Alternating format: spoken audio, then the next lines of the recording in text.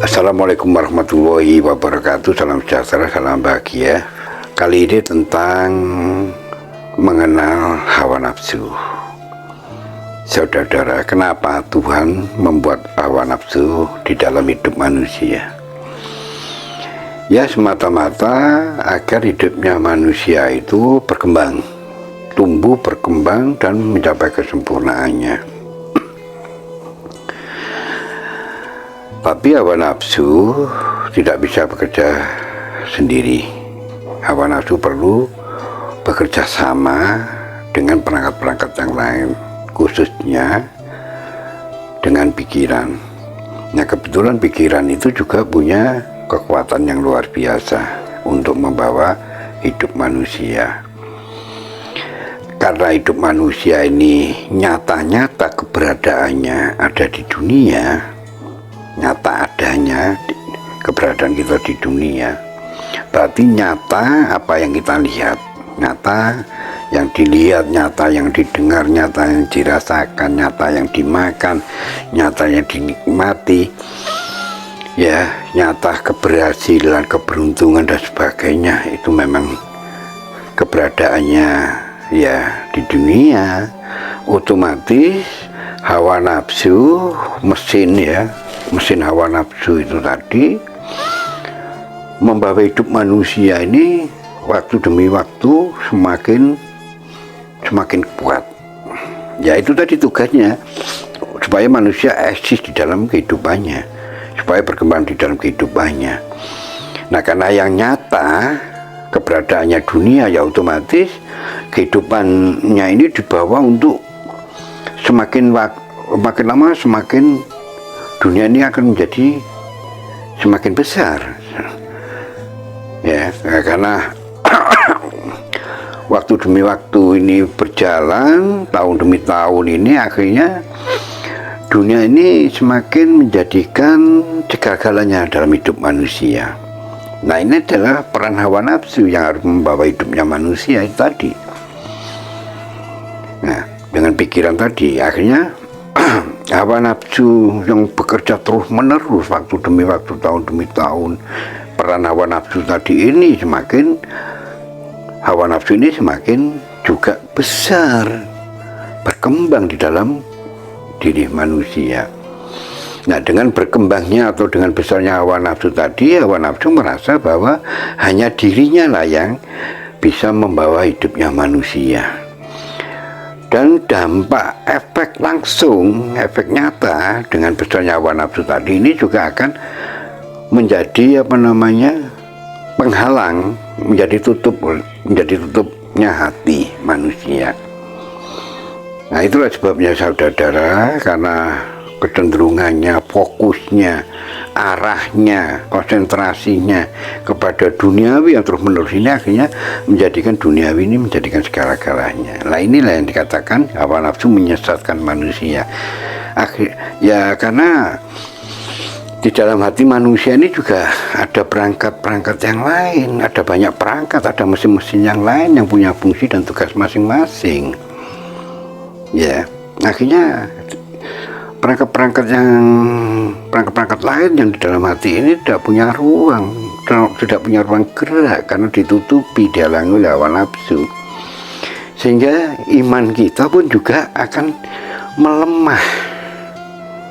Nah, sedangkan iman ini posisinya hati harus terbuka supaya energi, tenaga, daya, kekuatan iman ini yang bisa membawa manusia khusus fokus kepada Allah.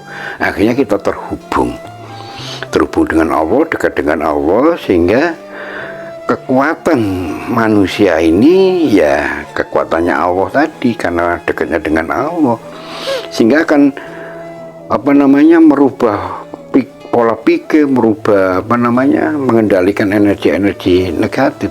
Tetapi sebaliknya, ketika hawa nafsu yang terus berkembang menjadi kuat, semakin kuat, menjadi semakin besar, akhirnya hawa nafsu ini mendominasi, ngepek seluruh hidup manusia. Akhirnya iman kita ini terhalang, ya. Ya banyak sih orang beriman dan sebagainya itu ke dalam bahasa teori, sedangkan nyata-nyata mesin iman ini tidak bekerja. Ya akhirnya hidup yang diketahui manusia lebih lebih mengetahui lagi, lebih menyintai lagi, karena manusia juga punya perangkat mesin yang namanya cinta, senang dan sebagainya. Otomatis karena fokus konsentrasinya dunia, akhirnya yang diperoleh semakin besar dunianya, akhirnya menjadikan segala-galanya. Itulah sebabnya saudara, hawa nafsu ini benar-benar sudah menyesatkan manusia. Menyesatkan artinya dia menghalangi perangkat iman, ya, kekuatan iman tadi ini tidak membawa manusia kepada Tuhannya, karena dihalangi, artinya ditutup tadi. Ya semakin lama ya semakin tebal, akhirnya menjadi, hati ini menjadi kotor. Ya makanya kita sering, ya, manusia ini sering diperintahkan untuk berpuasa, bahkan di bulan Ramadan ini 1 bulan penuh.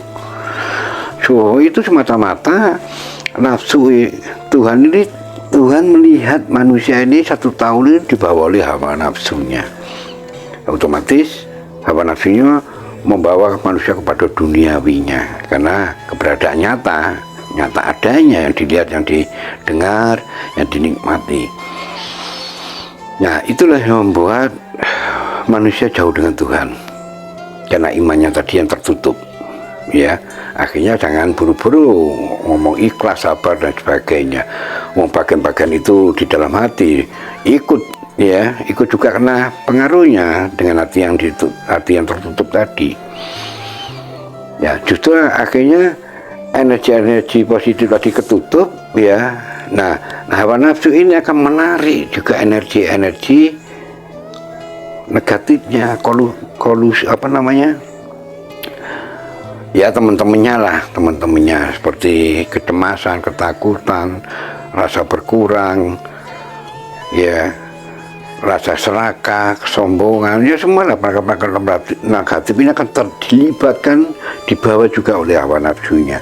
Jadi punya ruang, ya, untuk bisa muncul, punya ruang gerak itu ya golongan-golongan yang negatif tadi. Untuk golongan-golongan yang positif, nur-nur cahaya yang luar biasa tadi, yang positif tadi ditutup oleh hati, oleh hawa nafsunya, sehingga itu yang menjadi menyesatkan. Yang saya sampaikan tadi itu yang berhubungan dengan keselamatan manusia. Nah, manusia kalau sudah dikuasai hawa nafsu, ya otomatis hidupnya ini ya nyata-nyata ini yang dikuatkan. Untuk eksistensi tumbuh berkembangnya ya duniawi ini. Jangan heran orang ini dikuasai hawa nafsu. Nah untuk bisa lepas dari penguasa hawa nafsu, ya berpuasa, metode puasa itu, karena puasa ini akan mengikat hawa nafsu. Bahkan sampai makan itu halal nggak boleh, minum itu halal nggak boleh, yaitu sebenarnya untuk menghajar, mengikat gerak hawa nafsu. Tidak boleh diberi apapun kebutuhannya.